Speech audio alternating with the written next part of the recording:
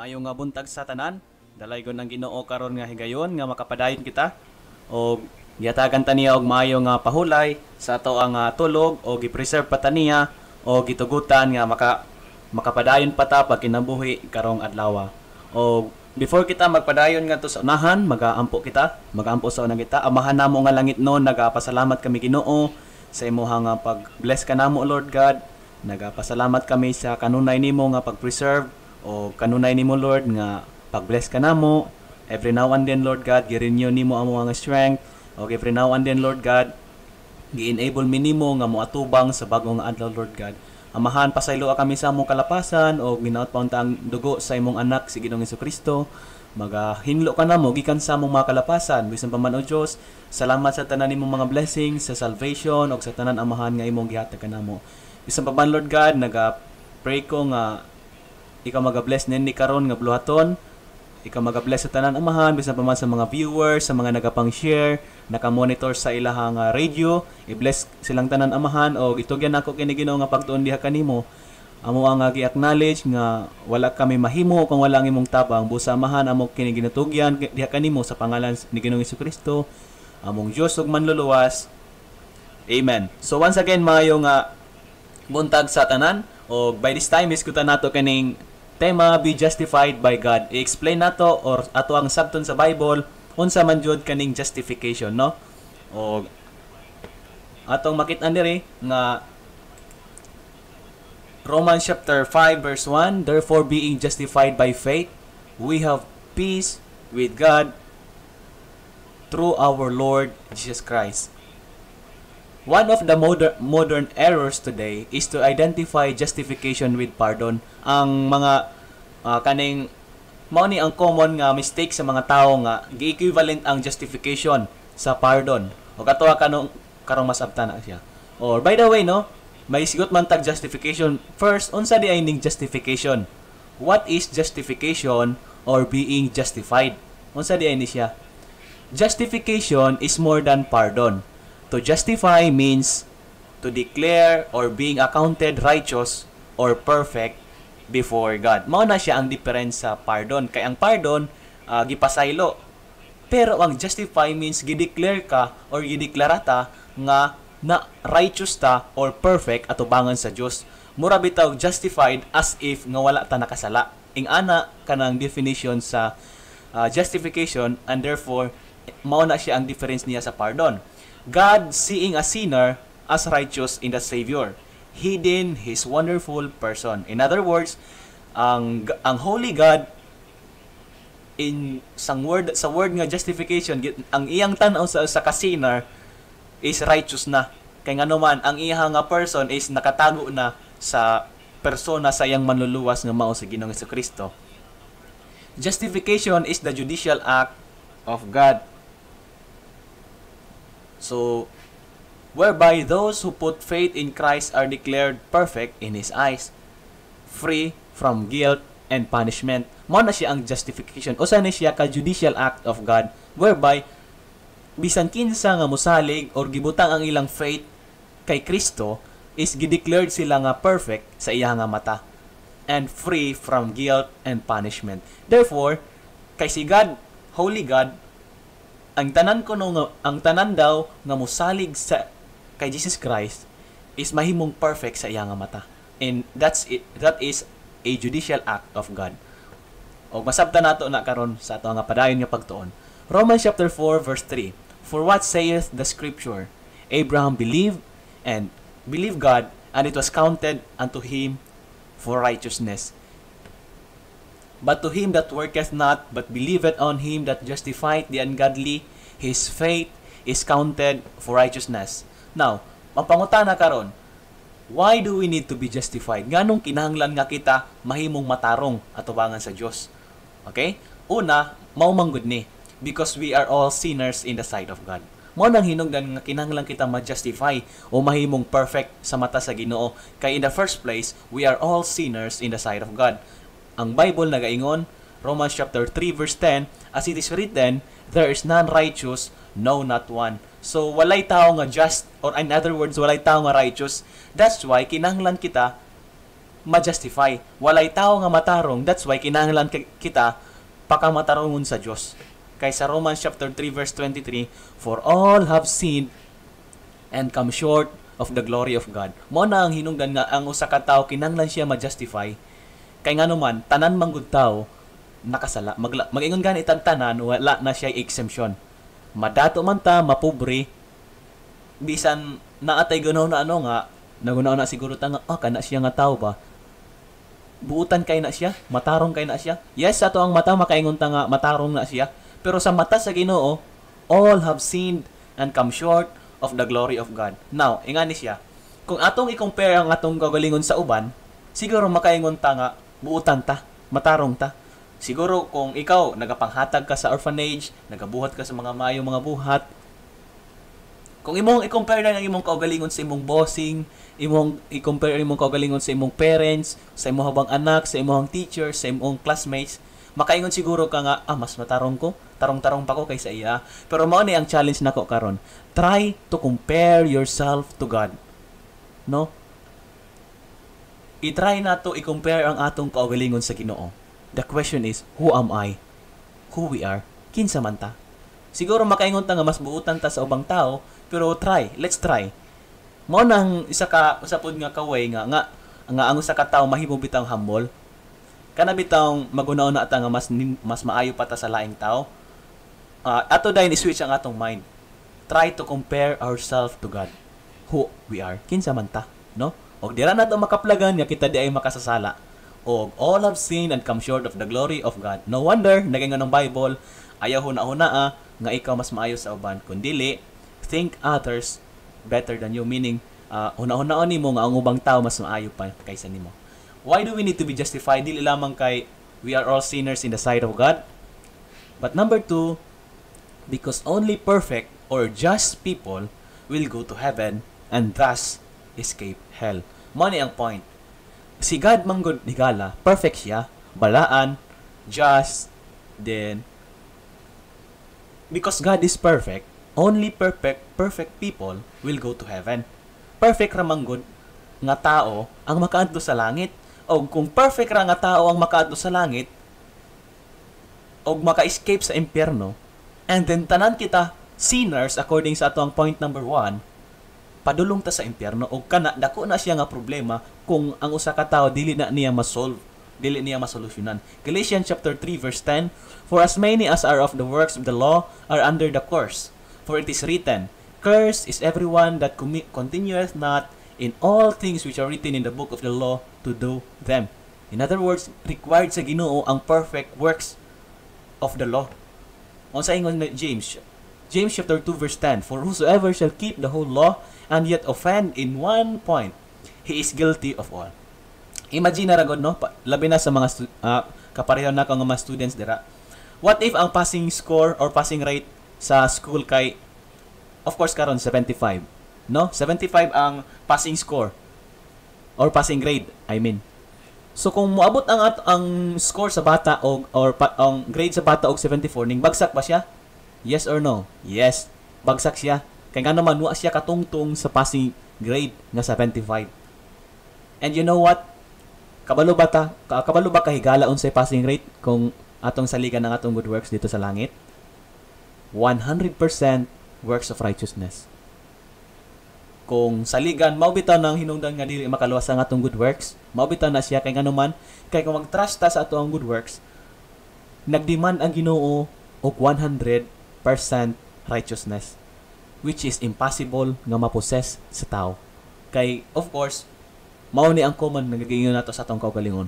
Nobody is perfect. Og mao ni siya ang requirement sa Ginoo. For whosoever shall keep the whole law and yet offend in one point, he is guilty of all. In other words, 99.9% righteousness sa tao is equals to 0 gihapon na siya. Kay nga naman, yet offend in one point, he is guilty of all. In other words, pag ma-offend na to ang usa ka point sa law, guilty na ta sa tanan. Ingana, ang righteousness sa Ginoo is taas pa na siya kaysa sa ato nga mga teachers nga meticulous. Mas metikuloso ang ato nga Dios when it comes to righteousness. That's why problema gay na siya. And there shall in no wise enter it anything that defileth in Revelation chapter 21 verse 27, neither whatsoever worketh abomination or maketh a lie, but they which are written in the book in the Lamb's book of life. In other words, walay makaadto sa langit nga defiled or nagabuhat og abomination or maketh a lie. Therefore, ang qualification nga makaadto sa impyerno isa lang. Isa lang ka lie sa usa ka tawo is qualified na siya sa hell. O mao na siya ang ato nga problema nga dapat masabtan. Nga dili lamang kay kadto, no? Nga makasasala di ay ta. Og mao pa jud ni ang problema, mas dako na problema. The problem number 1 is God refuses to justify the guilty. Mao man gud ni is sa God's justice, no? Sa God's holiness, when we talk about God's righteousness, God refuses to justify the guilty. In Exodus chapter 23 verse 7 in the Old Testament, maningon sa Bible, keep thee far from a false matter, and the innocent and righteous slay thou not, for I will not justify the wicked. Take note nga ang Ginoo nagasulti kay Moses sa una pa nga panahon sa iya nga righteousness, nga nagaingon siya that I will not justify the wicked. No, so yasabtan nato ganiha nga kita, ikaw ug ako, mga wicked kita atubangan sa Ginoo. Mga unrighteous kita, mga mahugaw kita atubangan sa Ginoo. Mga makasasala kita, mga dautan kita. And God said, He will not justify the wicked.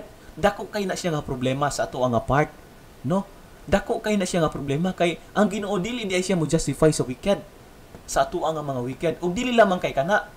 God's problem in redeeming man was to justify the sinner without condoning or justify his sins. Kay mao ni na ako'y nabasahan sa internet nga opposers, non-Christians nga nag-oppose sa Christian faith. Ana siya, if God is all powerful, yes, He is.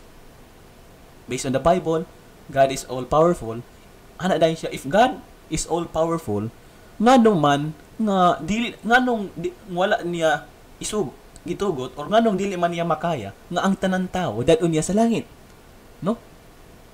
O ana pa ang kuan ang uban nga mga tao, mas powerful di ay si Satan kay mas daghan man siya madala sa impyerno, which is true also sa Bible, mas daghan ang maimpyerno.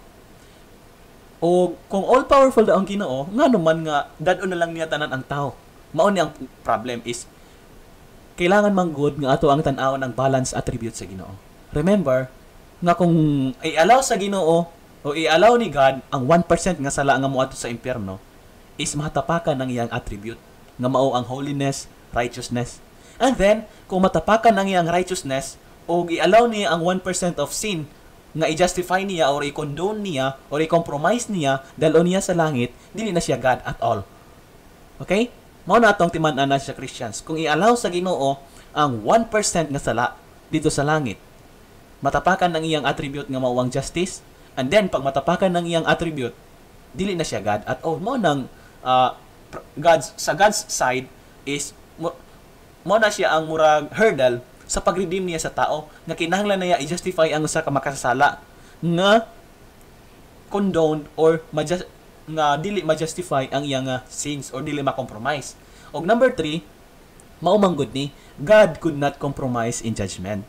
Mo na siya ang ikatubag nato sa mga atheists or sa mga non-Christians nga naguna-una nga if God is all powerful nganong wala niya buhata nga idala ang tanang tao sa impyerno, sa langit. Mao ni ang problem. God could not compromise His judgment. Kung ang ato ang mga judges sa world nagadawat og bribery, unsa ning bribery? Kana bitaw suhol ba in order nga ang result sa judgment sa court is machupi o something ba imayana mabayran, pues lahi ang atong Dios. Kaya nga naman dili jud siya mo compromise. Sa Bible mao ni, right is right and wrong is wrong. Even nga ang tanang tawo naguna-una ang right na siya, kung wrong ni siya, biblically wrong na siya. Mao natong timan-an sa ato ang attribute sa atong God is dili jud siya mo compromise. Bisan pa naguna-una ang tanang tawo nga right na siya nga buhaton, bisan to abomination na siya sa Ginoo, is dili jud ang Dios mo compromise. God could not compromise in judgment. Mao na siya ang ato ang problem as a sinner, as a wicked sa iyang atubangan. And God cannot treat sin lightly. Mo nang ginaingon ako ganiha nga ang sala man God is dili na niya pwede i-treat nga lightly lang, no? Gani kita atong makita no, kita pag naay makasala, dili jud ta 100% ingon nga maapektuhan. Kay ngano man, makasala man pud ta. Tama? Dili kay ta maapektuhan sa mga tawo na nakasala nga nagbuhat og slight sin. Kumbaga, quote unquote, light sin. Dili kay ta maapektuhan kay ngano man, makasasala man pud ta. Pero ang sala nga gamay sa atubangan sa balaan nga Dios, dako na siya og dili na niya pwede i-compromise og dili na niya pwede i-treat nga gaan lang. No wonder ang sala, ang punishment sa sin is eternal lake of fire. Mo di ay na siya kay ngano man God cannot treat lightly and God cannot compromise in judgment. Ang mali. And law and justice demanded the penalty for every sin. Mo na siya nga nga problema. That's why we need to be justified by God. Kay law and justice demanded the penalty for every sin. Tanawon nato no sa Ezekiel chapter 18 verse 4. Behold, all souls are mine. As the soul of the Father, so also the soul of the Son. The soul of the Son is mine. The soul that sinneth, it shall die. Kung imong tanawon ang previous passage, ana si Ezekiel, si God pinagi kay prophet Ezekiel nga, ang sala sa amahan dili pwede nga pagabayran sa anak. O ang sala sa anak dili pwede pagabayran sa amahan. Kay ngano man, the soul that sinneth, it shall die. Ang kalag nga nakasala, mauna siya ang mamatay. In other words, mauna siyang silutan. Okay? The soul that sinneth, it shall die. The Son shall not bear the iniquity of the Father, neither shall the Father bear the iniquity of the Son. The righteousness of the righteous shall be upon him, and the wickedness of the wicked shall be upon him. Mao na siya ang atong makit-an dira. The problem was so perplexing that only infinite wisdom and grace of God were equal to the task. Mao na siya ang problem nga only ang wisdom na sa Ginoo ang pwede nga maka-accomplish sa pag-justify sa atoa. So mao na ni kay makasasala man ta, unsa di ay ang means sa justification. Since dili pwede i-compromise sa Ginoo ang sala, since dili niya pwede i-condone ang sala, naan dapat siya buhaton. Mao na 2,000 years ago, si Jesus Christ, God who live up in heaven, ning ari siya sa earth, naghuya siya diri 33 and 1/2 years. Gifulfill niya ang law, ang demand sa law, and gifulfill niya ang demand sa justice. Siya namatay aron mabayaran ang imuha o ako ang sala. Gilubong og sa ikatulukadlaw na banhaw ug nagpakita siya sa iyang mga tinun-an. Dayon, ning balik siya sa langit, diin nagasaad siya nga si bisan kinsa nga mosalig sa iyaha, mahatagan niya og justification. Amen?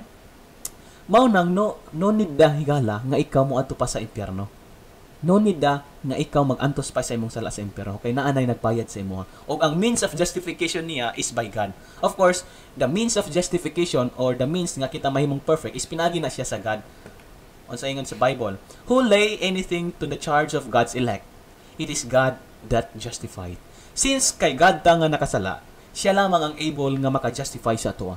Dili maka-justify ng imong religion, dili maka-justify ng baptism, dili maka-justify ng good works, dili maka-justify ng mga saints, dili maka-justify si bisan kinsa pa o bisan unsa pa nga mga butang nga imong isaligan higala. Sultihan ka sa prangka-prangka, dili na siya maka-justify sa imo. Dili na makahimong matarong kanimo. Ang imong friends, dili na makahimong matarong sa imo ha. Ang imong relihiyon nga imong isaligan nga ganagunaan na ka nga mao'y makaluwas, kanang imong simbahan nga nagunaon na ka nga mao nang imong makaluwas, sultihan ka dili na mao'y maka-justify sa imuha. Unsa ingon sa Bible, it is God that justified. Since it is God that justified, siya lamang ang pwede maka-justify and siya lamang ang able nga maka-justify since siya lamang ang naay right sa pag-justify. Justification is a judicial act performed by God, the Father Almighty. Dili lamang by God, but also we are justified by grace. Romans chapter 3 verse 24, being justified freely by grace through through the redemption that is in Christ Jesus. Unsa di ay ning grace? Grace is unmerited favor nga gihatag sa atoa sa Dios. Kana bitang dili ta worthy. Tinudanay lang no? Dili man jud ta worthy nga pakamatyan sa Ginoo. Dili ta worthy nga himuon niyang anak. Dili ta takos nga daloon niya sa langit. Dili ta takos nga i-redeem sa Ginoo. Pero out of His grace, He justified us freely. That's why higala ayaw dagdagi ang salvation. Salvation, justification is by faith, by grace, by free grace. Libre ang justification. That's why ayaw una-unaan nga maangko nato ang justification by doing any rituals or anything. Because justification is by His grace. O sa ingon sa Titus, that being justified by His grace, we should be made heirs according to the hope of eternal life. Amen. We are justified by His grace. O dili lamang kay justified kita by His grace, kundili we are also heirs. Unsa ning heirs? Kana bitang manununod. Ikaw kung naa kay karoy katigayunan as a parents, sa mga parents no nga naga subaybay sa tuong programa sa online o sa radio, kung usa ka parents og naa kay bitaw ka ng mga property, dili pwede nga ako'y manunod anak kay dili man ko nimo anak, no? Dili man ko nimo anak, ang manunod sa imong property ang imong mga anak. Og kay since anak ta sa Dios, dili lamang kay justified ta by His grace, we should be made heirs according to the hope of eternal life. Higalaw, kabalo ko nga nagapuyo ta diri sa kalibutan nga walay hope. Ang atong kalibutan nagakaguliyang, naay panic, walay peace, di ta maka-experience og kuan tinuod nga peace. Pero ang atong hope is the hope of eternal life. Dili ang atong puloy-anan, aton ang timan-an. Ang justification is by His grace, dili lamang kay kana, since grace is the foundation or source of justification. Grasya ra gyud sa Dios nga ang tao ma-justify. Dili lamang kay by grace, kundi also we are justified by blood. Romans chapter 5 verse 9, much more than being now justified by His blood, we shall be saved from wrath through Him. Mao na ang nindot. Ipakamatyan ta ni Jesus. Nganong ipaagas pa ni Jesus ang iyang dugo dito sa krus sa Kalbaryo? Aron kita mahimong matarong pinagi sa iyang dugo o kita maluwas sa kapungot sa Dios pinagi kaniya. Kay balikon ko, ang sala is seryoso kay na siya atubangan sa Ginoo. Serious jud ang Ginoo nga modelo sa sala. No wonder nag-cost kini sa dugo sa iya nga balaang anak nga si Ginoong Jesucristo. We are justified by His blood and we shall be saved from wrath through Him. Amen. Blood is the foundation or ground of justification. Mao na siya ang pundasyon sa justification. Kung wala nagpakamatay si Jesus, wala niya gidawat ang punishment sa atoa. Kita ang pinakakaluoy nga tao. Salamat ta sa Dios, higala. Kay wa niya gi-spare paghatag ang iyang bugtong na anak si Jesus Christ para ikaw ug ako makadawat ta og justification. Means of justification by God, by grace, by blood, and lastly, by resurrection.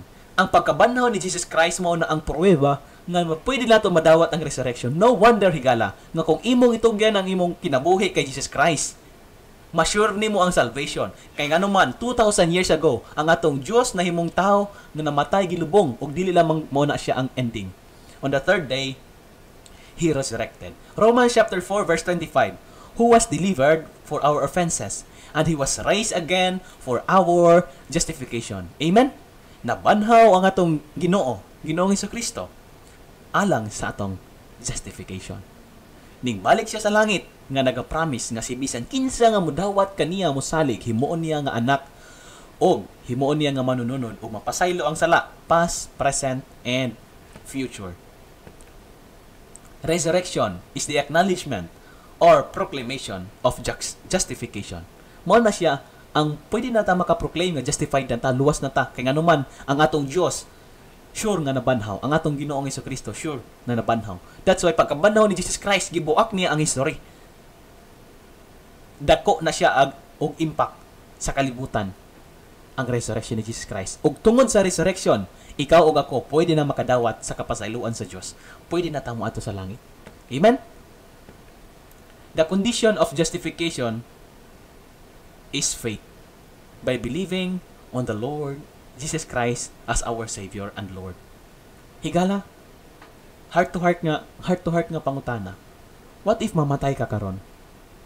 Are you sure you are 100% nga makauban nimo ang Dios?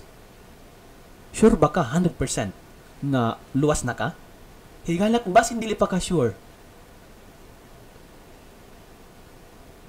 i-invite ka, put your faith on the Lord Jesus Christ. Ayaw na saligi ng imong religion, ay nasaligi. Dili na maka-justify sa imo. Ayaw kong tuohi ang Bible nga nagasulti nga dili na maka-justify only by faith. Knowing that a man is not justified by the works of the law, Galatians chapter 2 verse 16, but by the faith of Jesus Christ, even we have believed in the Lord Jesus Christ, that we might be justified by faith of Christ and not by the works of the law. For by the works of the law shall no flesh be justified. Walay ma-justified sa works of the law. Amen? Because we are justified by faith of Christ. To declare, I say, that at this time is righteousness, that he might be just and the justifier of him which believeth in Jesus Christ. Asa nimo gipundar imong faith? Dapat imuha na siya ipundar sa Ginoo.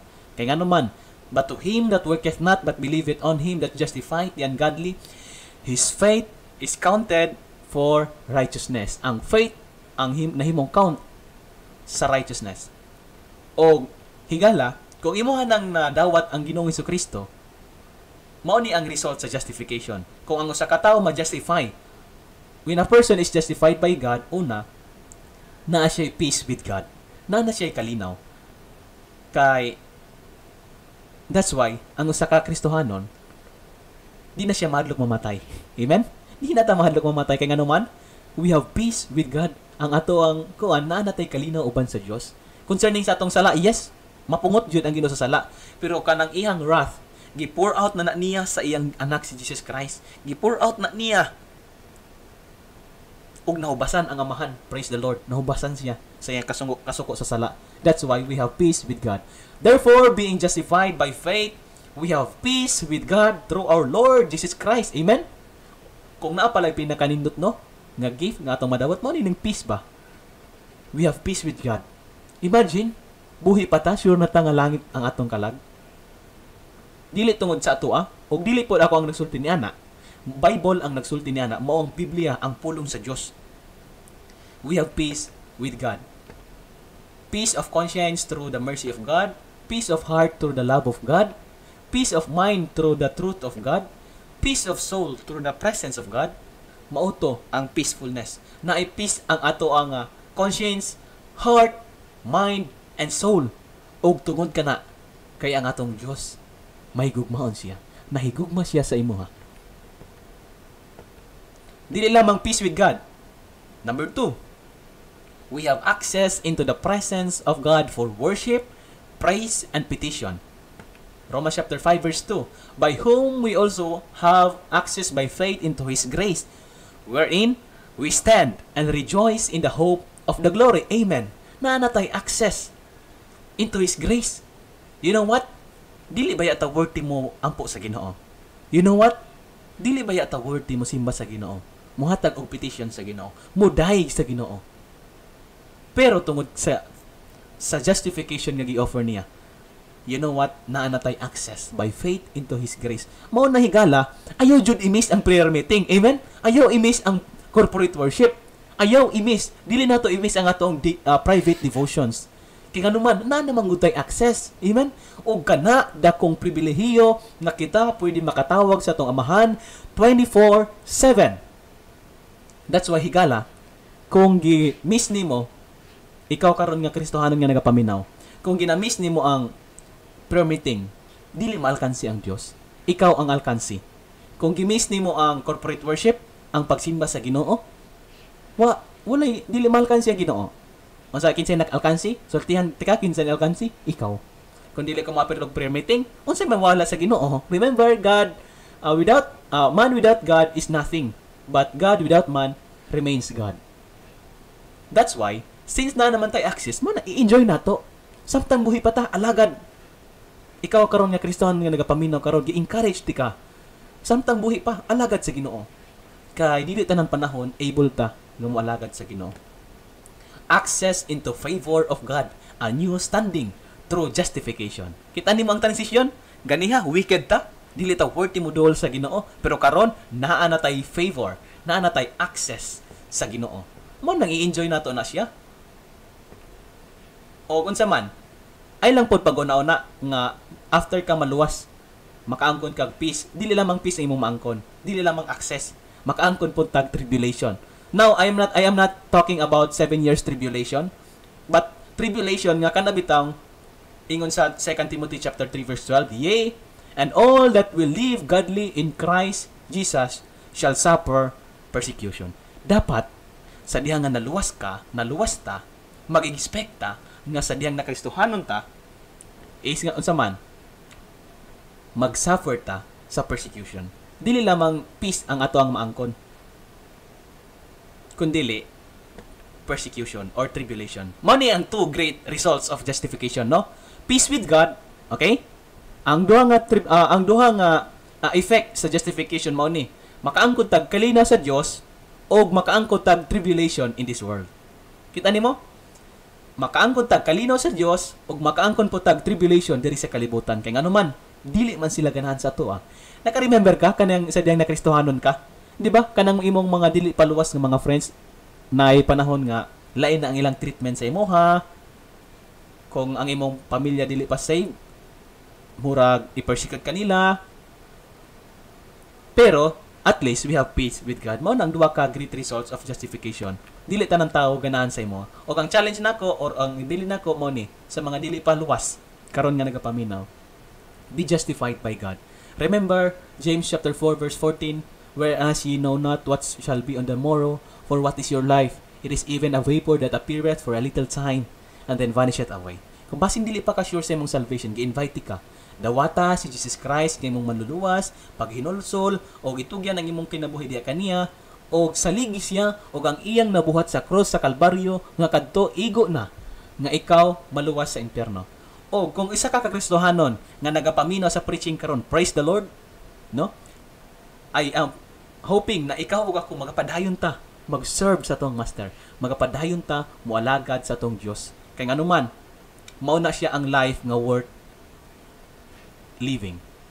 Padayon ta mo serve sa Ginoo, himayaon ang atong Dios, i-enjoy nato ang atong access, i-enjoy nato ang mga pribilehiyo nga gi-allow sa Ginoo sa ato ang Ginoo. Magapray kita.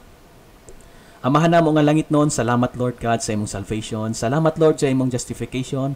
Salamat kay Ginoong Jesucristo nga mao'y nagpakamatay nga tungod sa iya Lord God, kami Ginoo nahimong matarong diha sa imong atubangan Lord.